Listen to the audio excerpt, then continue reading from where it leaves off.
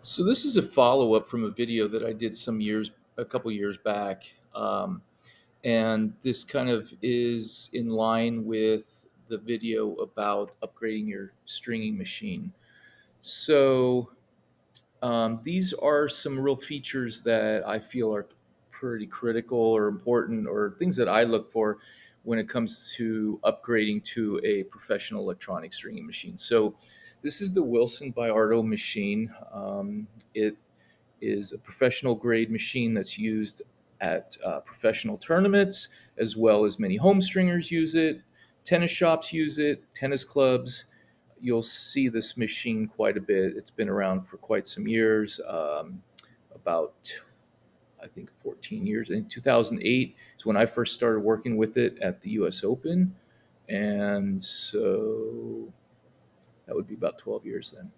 All right, the first thing I want to mention here, make note of, are the 6-point mounting system. So here you have basically 6 points that the racket will be connected to the machine. And why is that important? It will continue to keep the integrity of the racket for the most part. I mean, rackets always expand and move around a bit while stringing because you are pulling 50, 60, 70 pounds with each pull. And so there's going to, of course, be some resistance, and there's going to be some changing of the actual frames itself. And so when you have 6 places that are connected with the racket, it does create a little bit more stability, and you can be a little more assured that it's not going to turn into looking like a, an off, like, an oval, or, when it was supposed to be more of a round shape, or it's not going to turn around when it was oval, or just so it keeps that integrity the best possible. I mean, many machines have 2-point mounting, some have 4, but generally on professional grade machines, I would recommend that would be an important feature that you want to look at. And another nice thing with this mounting system is you see there's basically 2 knobs on the top, at the head and the throat. So it only basically takes you turning each of these to secure the racket in the frame, which saves you a lot of time. On some machines, you actually have to adjust all 6 points, all 6 points of the mounting. With this, you have 2 buttons, and that makes it just that much easier. And as you notice here, the 2 o'clock and 10 o'clock, and then of course the 4 and 8 o'clock mounting, or yeah, approximately. The sides here, they are designed differently on different machines, but these are usually areas where the string has to go around in maybe some awkward type situations. And, generally, of course, it's designed so that, it works with all kinds of rackets and so forth. But there's always going to be a little bit of area here that might be a challenge. So when you're mounting the racket, kind of look at where the holes are and make sure that you're going to have access to the holes. That's just something that I would recommend you check in when you do put the racket on. And when you do mount the racket, well, we'll get into that part a little bit later. But the next thing is where the arrows here. Let's just follow the arrows. So on the Biardo, at least the model that I had, did not indicate which is for the head or which is for the throat. It's basically the same. However, what I like to do is on mine, I put a little piece of tape on the throat. That way I'm always mounting it on the same part of the machine and not like switching it off, just because over time it just kind of, sets in that way. And so I make it so that I will always use this part as the head as the throat, and the top, this part as the head. Some machines do have a little picture diagram there that looks like either the top or the throat. And so that's kind of, something that I do look at.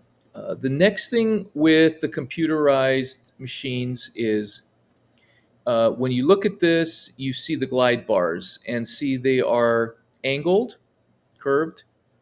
And what I like about that, because on some machines they are just straight, but with the curved, what will happen is when you have a racket that may be a little bit tighter toward the head or the throat, and it's just in that position where, even though you shift the glide, the clamps all the way over, sometimes it's hard to reach that last cross, or that first cross. And so with those glide bars, it does make it a little bit easier for some situations to get a little bit closer in.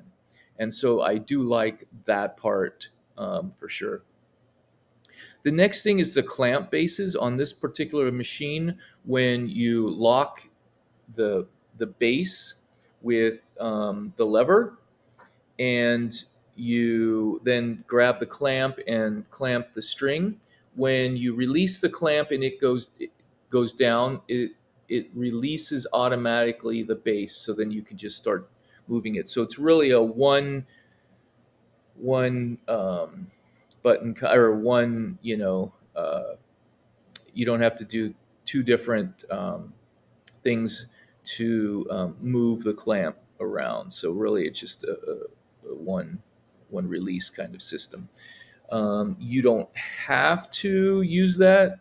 You could, push the button on the release first and then lower the clamp. But they are quick release clamps, and so it does make that nice. That is a good, nice feature on this machine. And then the clamps, another thing I liked about these clamps is they are not too large, and these are tennis clamps. And if you are stringing other types of rackets like badminton, you sometimes would have other clamps as well that are a little bit smaller. But with these 4-prong, they are small enough. It was easier to move them in and out of corners.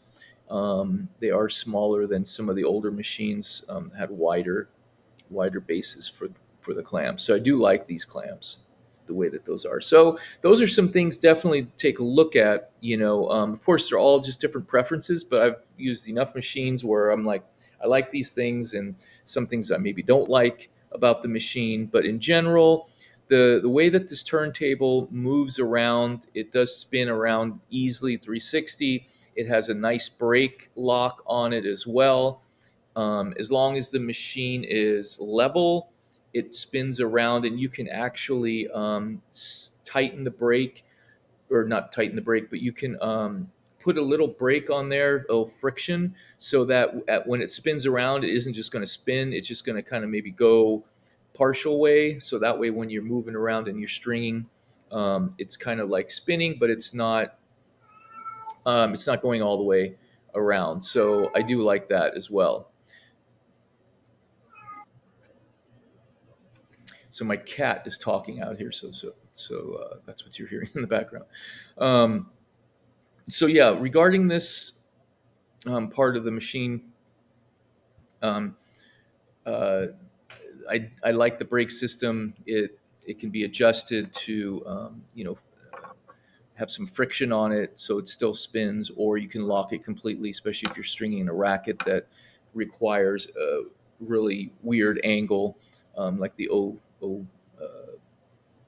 ozone rackets in the past that we used to string with. So yeah, so that's another feature, and it's just so nice making those adjustments. And so here in this video, I am mounting the frame and kind of putting it first, kind of loosening all the different air, the 6 points, and then kind of centering the racket, and then I kind of do it simultaneously so that it kind of centers it and mounts it nicely. And And you can see how easy that actually works. It only takes a few seconds. And so compare this to the type of machine you use and see, does this really look a lot easier? Once you get used to the way that it works, of course, it's going to be easy for you. But I've just always found that uh, the bases that are um, the machines that had one or two buttons like this make it much easier. The Babolat, the older Babalots, the Babolat 3, 4, they had basically one large button or one large knob to turn, and then there was a smaller knob inside of that one. So it was even more easy than having one on the top and one on the bottom. That actually was my favorite system of all was the Babolat systems. But anyways, so these are some things that I look at when I was. These are some important things that I feel I want on my machine, and some basic things that I look at, and that I hope that kind of helps you to look at some of those things. And most of these features you probably will find on the higher end machines. I kind of see electronic machines in two or three categories. You have the ones where they're anywhere from 1,000 to 2,000, kind of your entry level electronic machines. That's more maybe for the home stringer or the club. And then you have kind of the mid range ones, between 2 and 4,000. And then of course you have your upper professional grade, which usually starts at about $4,000 and goes up from there. And so another thing about this machine, just kind of summing this up, is the Diablo. I do like the Diablo, the way that it lifts up a little bit and pulls back. And then, there's a lot of other features, but I wanted to really go over in this video more the turntable and some of the features around that, and just some of the core features that I felt are important when I'm looking at a machine. So I hope that helps. Go ahead and email me if you have a question or if you want to know more about something I didn't cover, and we can kind of go from there. And I'll see you in the next video.